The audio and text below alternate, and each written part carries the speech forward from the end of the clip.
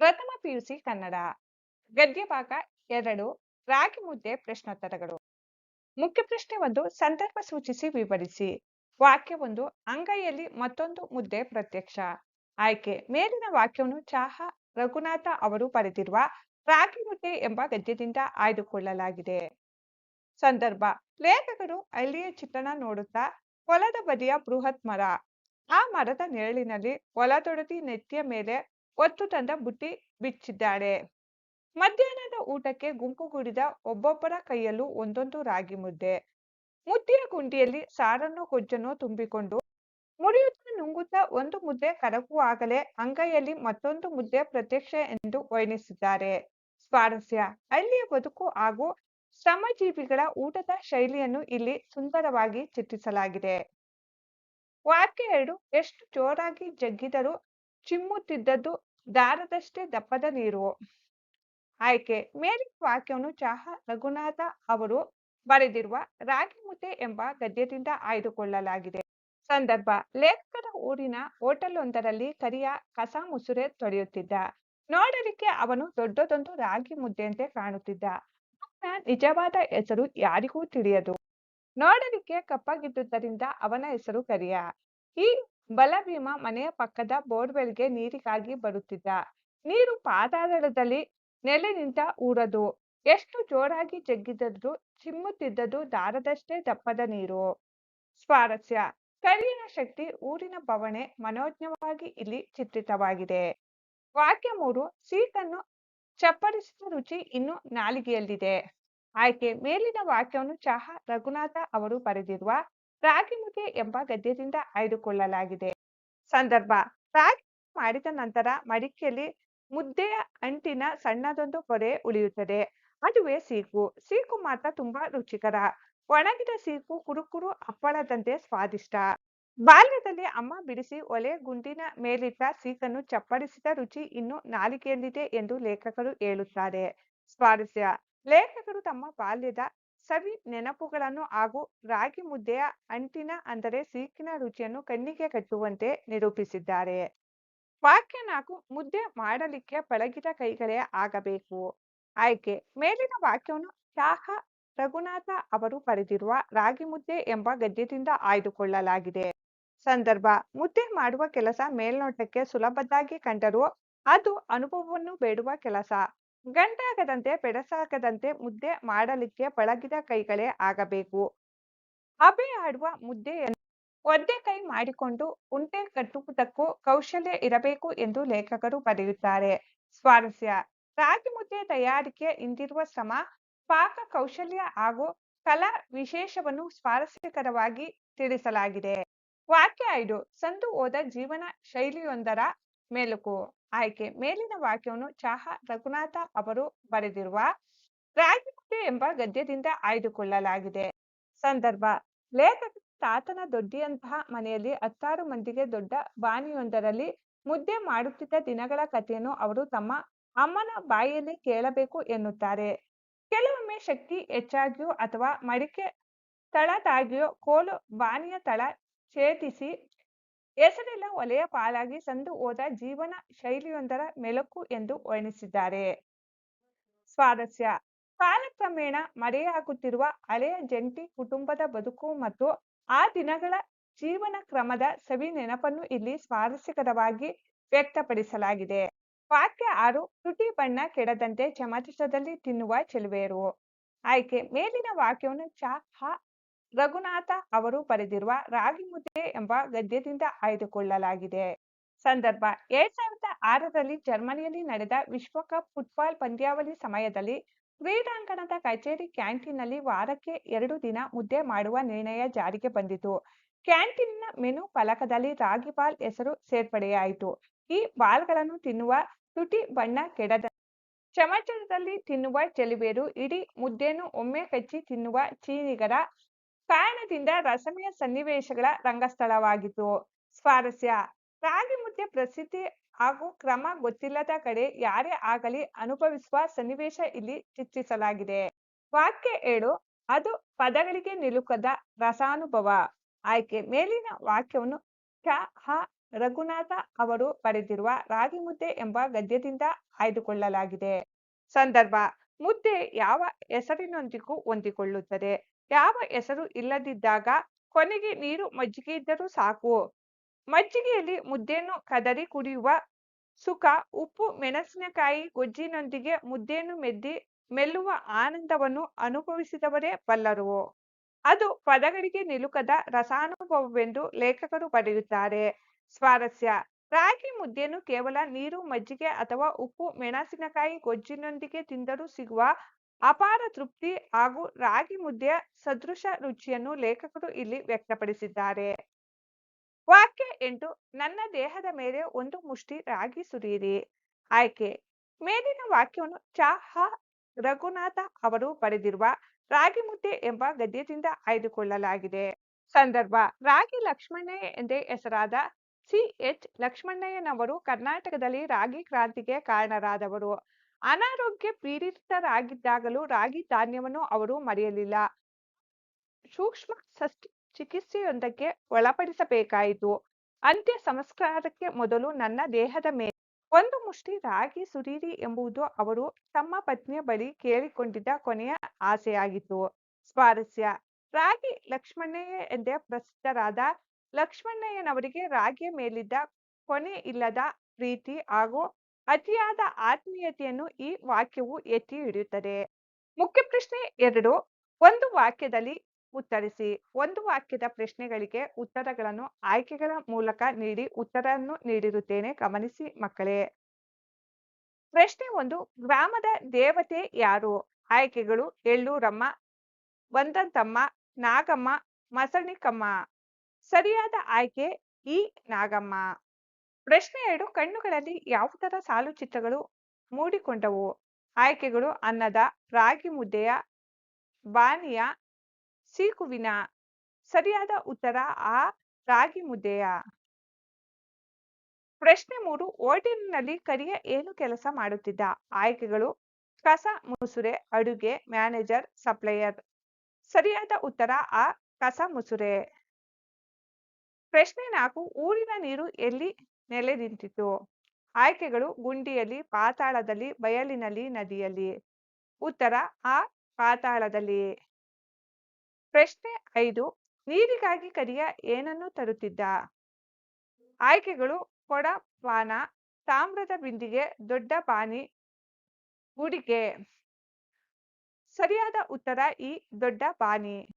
ಪ್ರಶ್ನೆ 6: ಬಡ ಮಕ್ಕಳ ಪಾಲಿಗೆ ಚಾಕಲೇಟ್ ಯಾವುದು? ಆಯ್ಕೆಗಳು: ರಾಗಿ ಮುದ್ದೆ, ಅನ್ನ, ಡೈರಿ ಮಿಲ್ಕ್, ಸೀಕು. ಸರಿಯಾದ ಉತ್ತರ ಇ. ಸೀಕು. ಪ್ರಶ್ನೆ 7: ರಾಗಿಗೆ ಎಷ್ಟು ಸಾವಿರ ವರ್ಷಗಳ ಇತಿಹಾಸವಿದೆ? ಆಯ್ಕೆಗಳು: 4000, 10,000, 20,000, 3,000. ಸರಿಯಾದ ಉತ್ತರ ಆ. 4,000. ಪ್ರಶ್ನೆ 8: ರಾಗಿಯಲ್ಲಿನ ಸ್ವಲ್ಪವೇ ಬಿಡುಗಡೆಯಾಗುವ ಅಂಶ ಯಾವುದು? ಆಯ್ಕೆಗಳು: ವಿಟಮಿನ್, ಪ್ರತ್ಯಾಮ್ಲಾಯ, ಕಾರ್ಬೋಹೈಡ್ರೇಟ್, ಪ್ರೋಟೀನ್. ಸರಿಯಾದ ಉತ್ತರ ಇ. ಕಾರ್ಬೋಹೈಡ್ರೇಟ್. ಪ್ರಶ್ನೆ 9: ಅಕ್ಕಿ ಗೋಧಿಗೆ ಹೋಲಿಸಿದರೆ ರಾಗಿ ಎಷ್ಟು ಪಟ್ಟು ಹೆಚ್ಚು ಪೌಷ್ಟಿಕವಾಗಿದೆ? ಆಯ್ಕೆಗಳು: 8 ಪಟ್ಟು, 3-4 ಪಟ್ಟು, 2 ಪಟ್ಟು, 1 ಪಟ್ಟು. ಉತ್ತರ 8 ಪಟ್ಟು. ಪ್ರಶ್ನೆ 10: ಡಾಕ್ಟರ್ ಸಿ.ಎಚ್. ಲಕ್ಷ್ಮಣ್ಣಯ್ಯನವರು ತಮ್ಮ ಪತ್ನಿಗೆ ಕೇಳಿಕೊಂಡ ಕೊನೆಯ ಆಸೆ ಯಾವುದು? ಆಯ್ಕೆಗಳು: ಅಂತ್ಯ ಸಂಸ್ಕಾರಕ್ಕೆ ಮೊದಲು ನನ್ನ ದೇಹದ ಮೇಲೆ ಒಂದು ಮುಷ್ಟಿ ರಾಗಿ ಸುರಿಯಿರಿ. ಅಂತ್ಯ ಸಂಸ್ಕಾರಕ್ಕೆ ಮೊದಲು ನನ್ನ ದೇಹದ ಮೇಲೆ ರಾಗಿ ಸುರಿಯಬೇಡಿ. ಅಂತ್ಯ ಸಂಸ್ಕಾರಕ್ಕೆ ಮೊದಲು ನನ್ನ ದೇಹದ ಮೇಲೆ ಒಂದು ಮುಷ್ಟಿ ಗೋಧಿ ಸುರಿಯಿರಿ. ಅಂತ್ಯ ಸಂಸ್ಕಾರಕ್ಕೆ ಮೊದಲು ನನ್ನ ದೇಹದ ಮೇಲೆ ಒಂದು ಮುಷ್ಟಿ ಭತ್ತ ಸುರಿಯಿರಿ. ಸರಿಯಾದ ಉತ್ತರ ಅಂತ್ಯ ಸಂಸ್ಕಾರಕ್ಕೆ ಮೊದಲು ನನ್ನ ದೇಹದ ಮೇಲೆ ಒಂದು ಮುಷ್ಟಿ ರಾಗಿ ಸುರಿಯಿರಿ. ಹೆಚ್ಚುವರಿ ಪ್ರಶ್ನೋತ್ತರಗಳು. ಪ್ರಶ್ನೆ 1: ನಮಗೆಲ್ಲ ರಾಗಿ ಮುದ್ದೆ ಎಂದ ತಕ್ಷಣ ನೆನಪಾಗುವುದು ಇದು. ಆಯ್ಕೆಗಳು: ಬಡತನ ಹಾಗೂ ಕನ್ನಡತನ, ಬಡತನ ಹಾಗೂ ಸಿರಿತನ, ಸಂಭ್ರಮ ಹಾಗೂ ಸಂತೋಷ, ಬೇಸರ ಹಾಗೂ ಮುದ್ದಳಿಕೆ. ಸರಿಯಾದ ಉತ್ತರ ಬಡತನ ಹಾಗೂ ಕನ್ನಡತನ. ಪ್ರಶ್ನೆ 2: ಒಂದು ಪ್ರದೇಶದ ಆಹಾರ ಪದ್ಧತಿಗೂ ಸಂಸ್ಕೃತಿಗೂ ತುಳುಕು ಹಾಕುವುದಾದರೆ ಇದನ್ನು ಬಿಡುವಂತಿಲ್ಲ. ಆಯ್ಕೆಗಳು: ರಾಗಿಯನ್ನು, ಜೋಳವನ್ನು, ಅಕ್ಕಿಯನ್ನು, ಗೋಧಿಯನ್ನು. ಉತ್ತರ ಆ. ರಾಗಿಯನ್ನು. ಖಾಲಿ ಸ್ಥಳಗಳಿಗೆ ಸರಿಯಾದ ಉತ್ತರವನ್ನು ಆರಿಸಿ ಬರೆಯಿರಿ. ಗ್ರಾಮದ ದೇವತೆ ಡ್ಯಾಸ್. ಉತ್ತರ ನಾಗಮ್ಮ. 2 ಹೋಟೆಲಿನಲ್ಲಿ ಕರಿಯ ಡ್ಯಾಸ್ ಕೆಲಸ ಮಾಡುತ್ತಿದ್ದ. ಉತ್ತರ ಕಸ ಮುಸುರೆ. 3 ನೀರಿಗಾಗಿ ಕರಿಯ ಡ್ಯಾಸ್ ತರುತ್ತಿದ್ದ. ಉತ್ತರ ಬಾನಿಯನ್ನು. 4 ಡ್ಯಾಸ್ ಬಡ ಮಕ್ಕಳ ಪಾಲಿಗೆ ಚಾಕೊಲೇಟ್. ಉತ್ತರ ಸೀಕುಬಾಕು.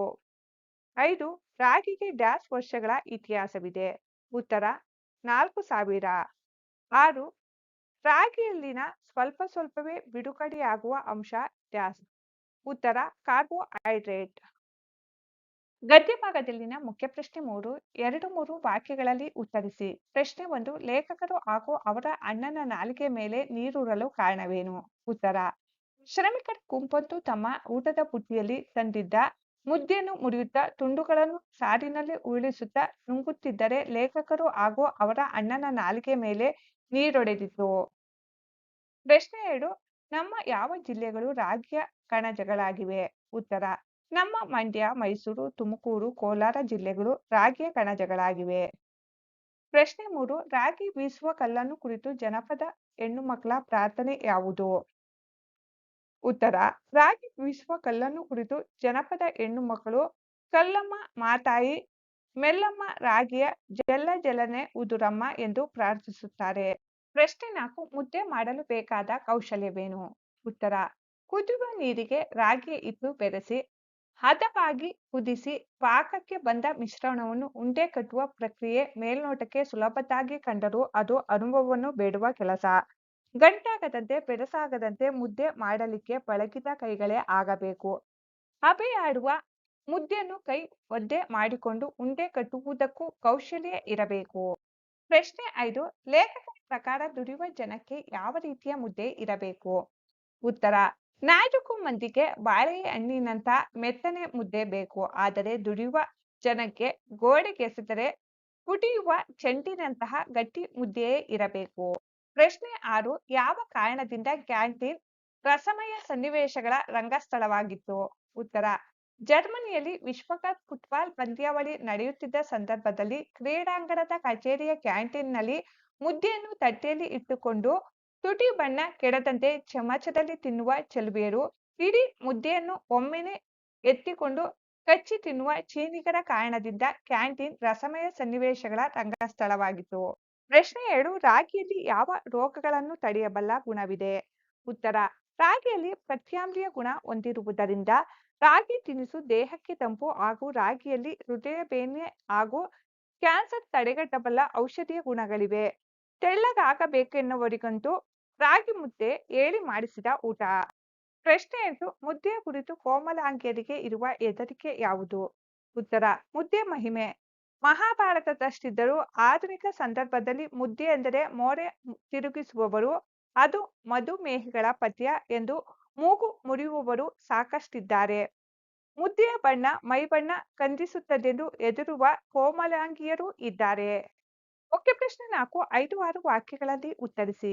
ಪ್ರಶ್ನೆ 1 ಹಳ್ಳಿಯ ಜನ ಕೈಯಲ್ಲಿ ಮುದ್ದೆ ತಿನ್ನುವ ಚಿತ್ರಣವನ್ನು ವಿವರಿಸಿ. ಉತ್ತರ ಹೊಲದ ಬದಿಯ ಬೃಹತ್ ಮರ.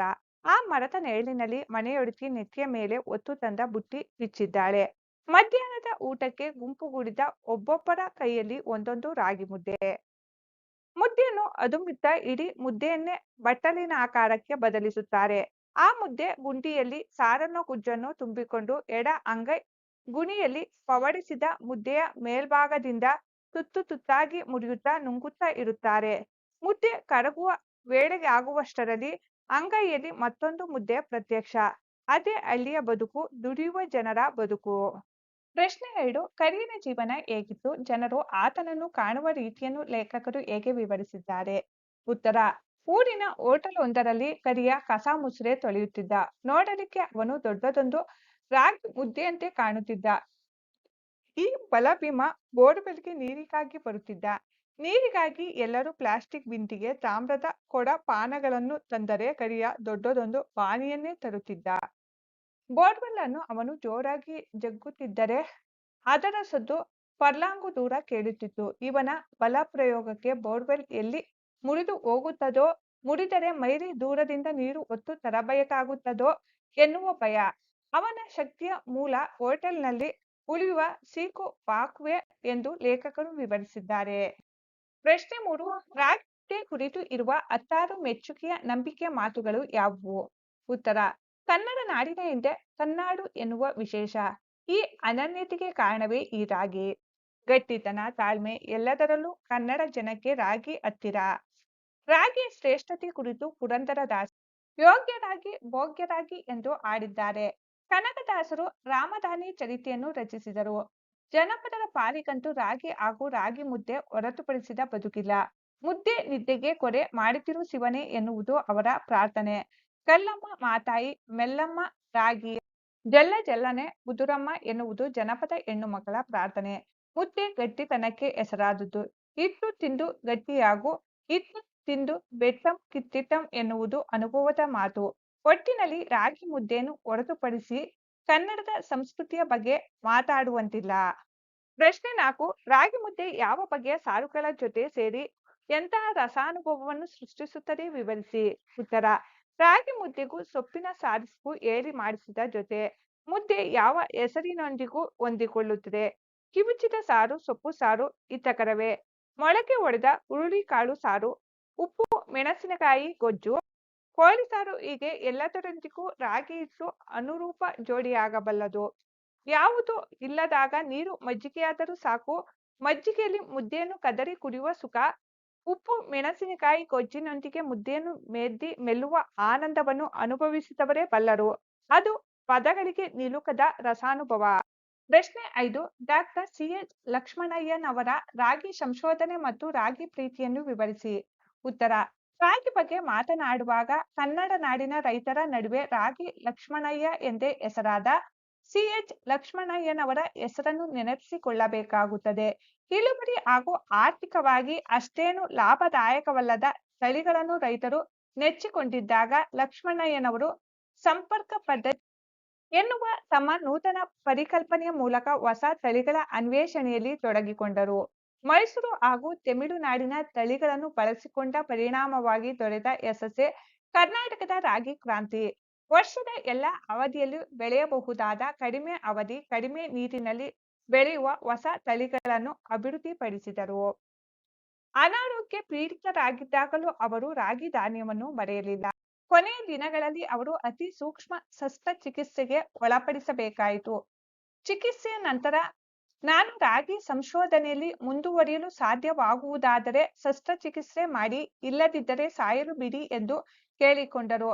ಅಂತ್ಯ ಸಂಸ್ಕಾರಕ್ಕೆ ಮೊದಲು ನನ್ನ ದೇಹದ ಮೇಲೆ ಒಂದು ಮುಷ್ಟಿ ರಾಗಿ ಸುರಿಯಬೇಕೆಂಬುದು ಅವರ ಕೊನೆಯ ಆಸೆಯಾಗಿತ್ತು.